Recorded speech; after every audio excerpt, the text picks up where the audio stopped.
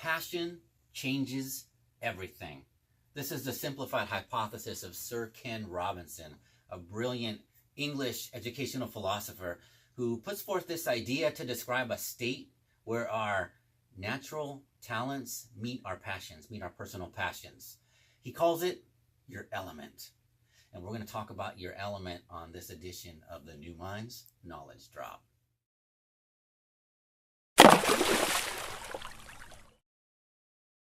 Okay, so here's the situation. According to Robinson, we are at our highest levels of happiness, achievement, states of flow and fulfillment when we are in this space that he calls our element. Like I said, where our natural talents intersect with our passions. Here's the problem, all right? According to Robinson, we are born kind of with this innate ability to unlock our extraordinary powers of intelligence, of imagination, intuition, curiosity. But something happens along the way that either deadens this or we kind of lose touch with these capacities that we have, okay? So, all right, what are these obstacles that are kind of blocking our ability to get in touch and sort of operate within this state of our element? Okay, one that he puts forth is simply that we just are unaware of this capacity that we have. So we don't really believe in our own potential to reach these states. And this ties into growth mindset. I think every knowledge drop so far, mindset has come in. So if it hasn't become clear how important the growth mindset is in almost everything we talk about, it should be becoming clearer and clearer. Okay? But there's one more thing I have to talk about as an obstacle, and it's unfortunate, but there's another thing that most of us experience in our lifetime that we almost all have in common, and that's school. Okay? All right, so hey, I'm an educator. We're an education company. I'm a product of public schools. We love schools. We love teachers. So the argument here is not that there's kind of an intentional downing of kids and their passions, but there's a few circumstances that happen in the schooling process that sort of deaden our ability to get in touch with our element. What are they? Okay, number one, certain academic abilities are kind of prized and nurtured above others. In this particular time and place in history, that happens to be words and numbers. Look at almost any aptitude test or intelligence test, and that quotient that it's spitting out almost invariably relates back to a student's vocabulary or reading ability or their mathematical and quantitative reasoning. Okay, there are exceptions, but for the most part, those are the intellectual skills that are valued. Okay, so if your element does not fall kind of within these promoted skill sets, then you're not going to get that nurturing, you're not going to get that encouragement that you would otherwise. Okay, number two, school subjects tend to exist, at least in our own minds, in a certain hierarchy, right? So certain subjects are valued over others. And, you know, this might vary from school to school, from culture to culture. But let's just say, for example, in general, right now, where we are right now in our culture, we have like the STEM fields are really valued and up here. Then we have maybe the humanities. And then maybe the arts, traditional visual arts are even under there. Musical arts, theater arts, whatever that might be. And you just kind of, there's this implied or implicit hierarchy of subjects. So that impacts the opportunities, access to nurturing and direction you're going to get from quality teachers, and all those things come into play.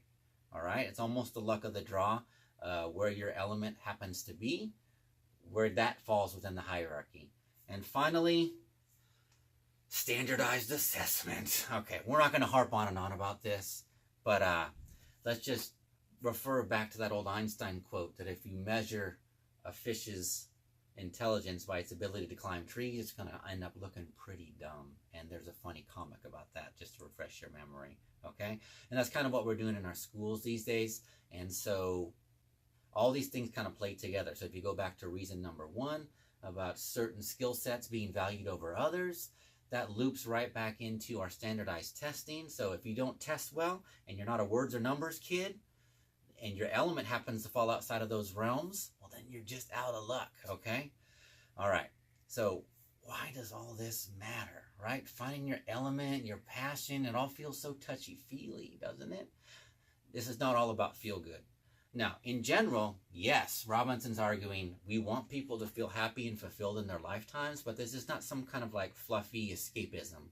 But there's a very practical reason why he emphasizes the importance of this concept of the element. And I want you to take a look at this grid. So someone has taken this concept of the element and conceptualized it into these quadrants. And I think this is a really practical way to understand why the element is so important. So you have the 4 quadrants, right? Now, looking at those, who wouldn't want to spend as much time as possible in quadrant 4, doing something that you're really good at and that you also happen to enjoy? You really like it. When those two things come together, you feel good. Not only that, you're going to be achieving and you're going to be fulfilling whatever role, and you're going to be spreading goodness in general, right? So why not spend as much time in quadrant 4? It benefits everybody. It's a win-win all around. So what's so fluffy and feel-goody about that? Okay, let's look at the contrast. Look at quadrant 1. You're not good at it and you don't like it.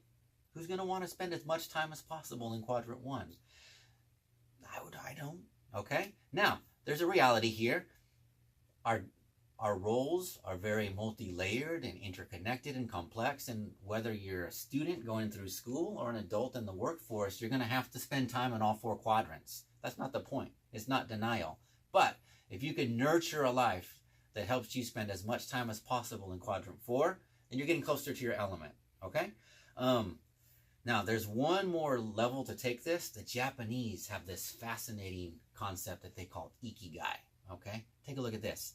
This takes the element to a whole new level. Instead of the kind of like the Venn diagram with 2 circles of your passions and your talents, this ikigai ups it.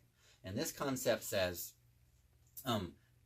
there is an ideal way for you to spend your lifetime where you're going to be maximizing your own happiness and the overall good of the society you're in.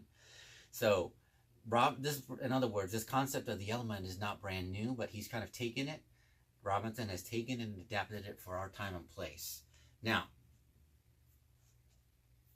one thing is understanding the element as a concept and me arguing that it's important, that it's not just fluff. The next thing to think about that you're probably wondering is, okay, fine, I'll give you a shot with this, but how do I practically guide my child or my students towards their element? I'm glad you asked, because Robinson wrote a whole other book about that. And in next week's Knowledge Drop, we're going to get into some of the nitty-gritty about how you can nurture the ability to have a child live in their element as they develop. All right, we'll see you next week.